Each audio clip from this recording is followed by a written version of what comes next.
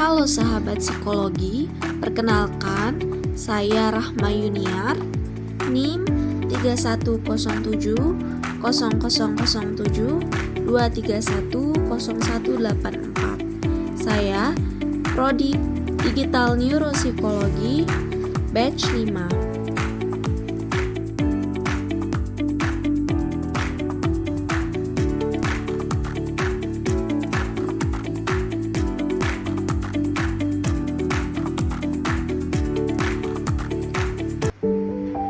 Pernahkah kamu merasa begitu cemas? Bahkan saat tidak ada alasan yang jelas? Bayangkan jika kecemasan itu menghantuimu setiap hari, mengendalikan pikiran, bahkan mengganggu hidup sosialmu. Di video ini, kita akan membahas secara mendalam satu kasus nyata dari seorang klien yang didiagnosis dengan gangguan kecemasan atau anxiety disorder, serta menganalisisnya menggunakan 4 pendekatan psikologi yang berbeda. Mari kita mulai. Kasus ini diangkat dari jurnal karya Fenty Febriana. Klien adalah seorang perempuan berusia 20 tahun. Secara fisik, ia tampak sehat. Namun, secara emosional, ia mengalami tekanan luar biasa. Ia mengalami trauma sejak pertama kali melihat jenazah. Sejak saat itu, pikirannya dipenuhi ketakutan akan kematian, bayangan jenazah, dan berbagai pikiran negatif lainnya. Kecemasannya tidak lagi hanya muncul saat melihat sesuatu yang menyeramkan. Ia mulai mengalami kesulitan tidur, jantung berdebar, dan bahkan menarik diri dari lingkungan sosial. Diagnosa dari profesional adalah gangguan kecemasan atau anxiety disorder, disertai cognitive error. Suatu pola pikir keliru yang memperbesar ketakutan dan kekhawatiran. Lalu, apa itu gangguan kecemasan? Menurut Rohamsyah 2017 dan Suarjana 2022, kecemasan adalah kondisi emosional yang kompleks. Seseorang merasa takut terhadap ancaman yang belum tentu nyata. Dalam bentuknya yang ekstrem, kecemasan ini bisa berkembang menjadi anxiety disorder, yang merupakan gangguan mental serius yang memengaruhi kehidupan sehari-hari. Jenis-jenis anxiety disorder antara lain agorafobia, takut berada di ruang terbuka atau tempat ramai; generalized anxiety disorder, kekhawatiran berlebihan terhadap berbagai hal; fobia spesifik, gangguan panik, hingga PTSD dan social anxiety disorder. Dalam kasus ini, kecemasan klien menyerupai kombinasi GAD dan trauma, dengan akar dari pengalaman melihat kematian dan faktor keturunan dari ibunya yang juga mengalami ketakutan serupa. Analisis dengan 4 pendekatan psikologi.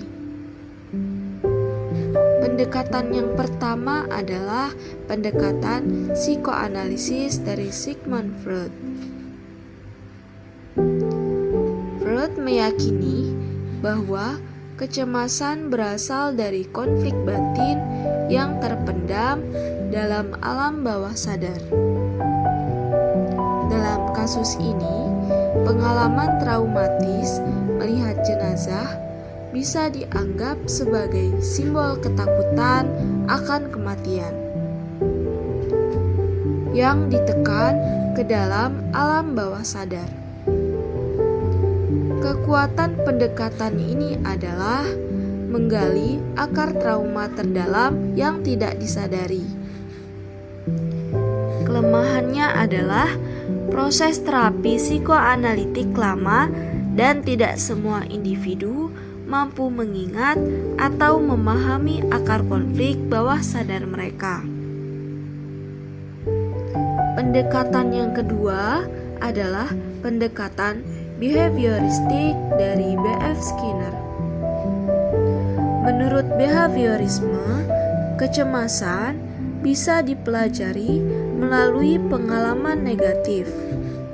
Klien mengaitkan pengalaman melihat jenazah dengan bahaya, sehingga muncul respon cemas berulang setiap kali terpapar hal serupa.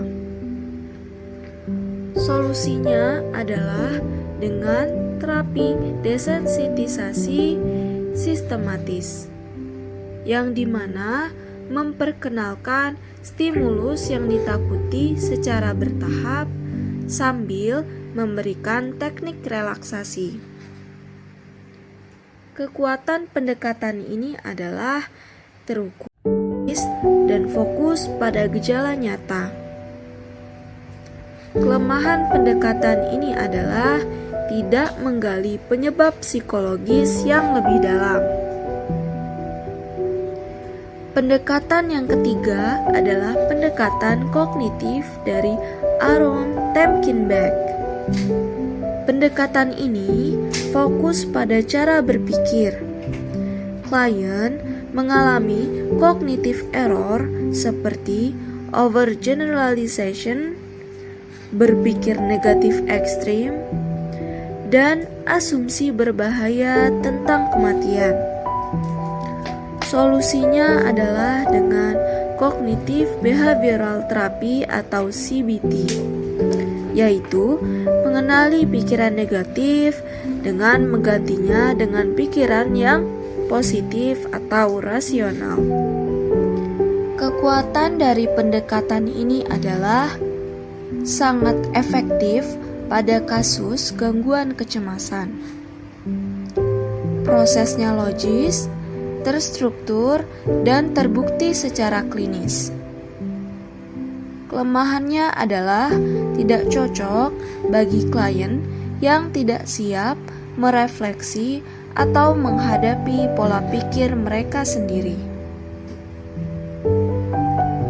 Pendekatan yang keempat adalah pendekatan humanistik dari Carl Rogers.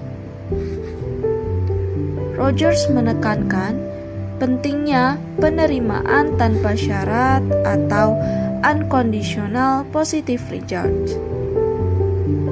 Klien mengalami kecemasan karena merasa tidak diterima dan aman saat menghadapi ketakutan.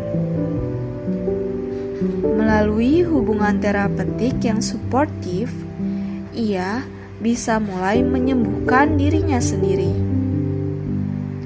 Kekuatan dari pendekatan ini adalah memfasilitasi pertumbuhan diri dan rasa aman.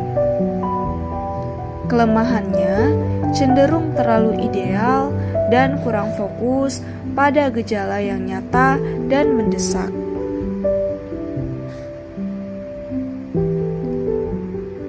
Solusi dan pemulihan klien. Setelah 1 tahun konseling, kondisi klien mulai membaik. Ia dibantu dengan 2 jenis obat, yaitu antidepresan dan anti kecemasan. serta strategi coping seperti olahraga ringan untuk mengurangi stres, tidur cukup, afirmasi positif seperti "aku bisa melewati ini", serta relaksasi pernafasan. Peran pekerja sosial juga sangat vital. Dengan menggunakan pendekatan strategi afektif kognitif dan desensitisasi sistematis untuk membimbing klien melewati ketakutan-ketakutannya.